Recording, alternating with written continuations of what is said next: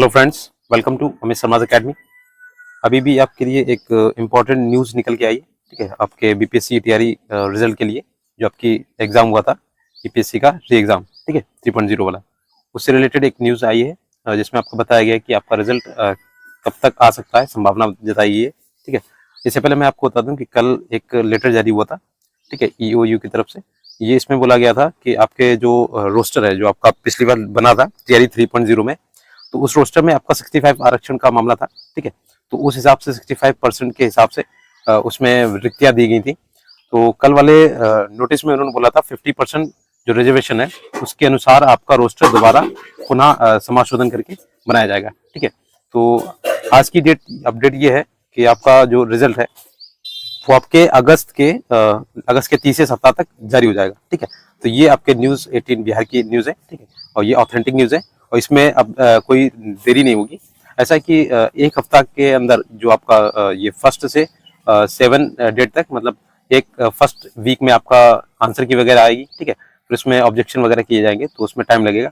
तो तीसरे सप्ताह तक आपका रिजल्ट आ जाएगा और ये आपकी बिहार की न्यूज़ है। ठीक है, और इसमें देखिए आपका ये जो आपका आरक्षण रहेगा वो 50%, मैंने कल भी बताया था, आपका 50% के अनुसार ही रोस्टर बनेगा और आरक्षण में आपका 60% 65% का कोई रोल नहीं होगा। ठीक है, तो 65 आपका जो रहेगा इसमें नहीं होगा।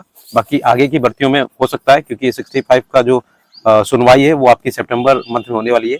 ठीक है, तो 3.0 और 4.0 आपका 50% पे ही रहेगा। ठीक है, ये इसमें क्लियरेंस हो गया है। और आपका विभाग ने जो बताया आपका तीसरे सप्ताह में आपका रिजल्ट आ जाएगा, वो इसलिए भी किया गया है क्योंकि आपके अगस्त में नोटिफिकेशन भी आना है 4.0 का। ठीक है, तो इसलिए ये थोड़ा सा जल्दी कर रहे हैं। हालांकि जल्दी नहीं है क्योंकि 21 तारीख को आपके पेपर हुए थे जुलाई में। ठीक है, तो वैसे भी आपका लेट हो गया है और ये लेट हुआ है आपके ये आरक्षण की वजह से, जो आपका मामला गया था सुप्रीम कोर्ट में। ठीक है, इस वजह से आपकी ओमार शीट भी नहीं अभी तक आ पाई है। तो देखिए आपका ओमार शीट 1-2 दिन में आपकी अपलोड हो जाएगी। ठीक है, और यहाँ पे देखिए आपका ये जो टीआई 3 में 65% ये लागू नहीं होगा। यहाँ देखिए ये बोला है आपके निदेशक जो है प्राइमरी के मिथिलेश मिश्रा ने डीओ को लिखा पत्र। देखिए नियुक्ति में 50% रोस्टर का ही होगा पालन। और यहाँ पे 1 से 5 जो आपकी क्लास 1 to 8 तक की रिक्ति के लिए मांगा रोस्टर क्लियरेंस। तो रोस्टर जो आपका है वो संशोधित होकर आएगा। ठीक है, और 7 दिनों के भीतर इन्होंने माना है, 7 दिन के भीतर में आपका शिक्षा विभाग ये उपलब्ध कराएगा। ठीक है, तो उसमें रोस्टर में आपका क्लियरेंस हो जाएगा कि आपका अनरिजर्व में जो है वो आपकी रिक्तियां बढ़ेगी। ठीक है, बाकी जो आपके कैटेगरीज है उसमें थोड़ा थोड़ा कम होगा, 1-2%। और महिलाओं के लिए मैं आपको बता दूं कि ये जो आपका अदर स्टेट की महिलाएं हैं, जो क्वेश्चन पूछते हैं इसमें कमेंट में कि जो महिलाएं हैं वो किस में फाइट करेंगी, तो जो अदर स्टेट की महिलाएं हैं, तो देखिए आपका 50% जब आरक्षण होता है तो इसमें फीमेल की अलग बनती है। ठीक है, मेरिट, और आपकी मेल की अलग बनती है। तो मेल में भी आपका यूआर होता है। ठीक है, फीमेल में भी यूआर होता है। तो जो अदर स्टेट की महिला है वो आपके फीमेल की यूआर में फाइट करती है। ठीक है, ये ध्यान रखिएगा, इससे आरक्षण का कोई लेने देने नहीं। ठीक है, वो आपका बोला गया था आपका सीटेट मार्क्स में, क्योंकि उसमें आपको कोई छूट नहीं दी जाएगी, उसमें 90+ होनी चाहिए। ठीक है, लेडीज हो या जेंट्स हो कोई भी हो, 90+ चाहिए उसमें। ठीक है, अदर स्टेट के लिए। और इसमें आपका जो महिलाएं फाइट करेंगी वो अनरिजर्व में फाइट करेंगी, वो भी फीमेल वाले सेक्शन में। अब मान लीजिए उसके अनरिजर्व में जो भी नंबर है वो मेल के जो मार्क्स हैं उससे ज्यादा आते हैं या उसके बराबर आते हैं, तब वो मेल के यूआर में फाइट करेगी। ठीक है, तो ये आप क्लियर कर लीजिएगा। और आपके फीमेल के जो अदर कैटेगरी हैं वो आपके अदर कैटेगरी के जो भी कास्ट के लोग हैं वो उसमें फाइट करेंगे। अगर उनके मान लीजिए यहाँ पे SC ST है, उनके मार्क्स जो हैं यूआर के बराबर आते हैं या ज्यादा आते हैं, तो वो फीमेल के यूआर या अनरिजर्व में फाइट करेंगे। ठीक है, तो इसमें आपका ओवरलैप होता है जो फीमेल की जो यूआर से अनरिजर्व से अगर उससे ज्यादा आते हैं आपके फीमेल जो मेल में आपके यूआर हैं। ठीक है, मेल में मान लीजिए यहाँ पे आपका 80 गया। ठीक है, और फीमेल का यूआर का, और यहाँ पे आपका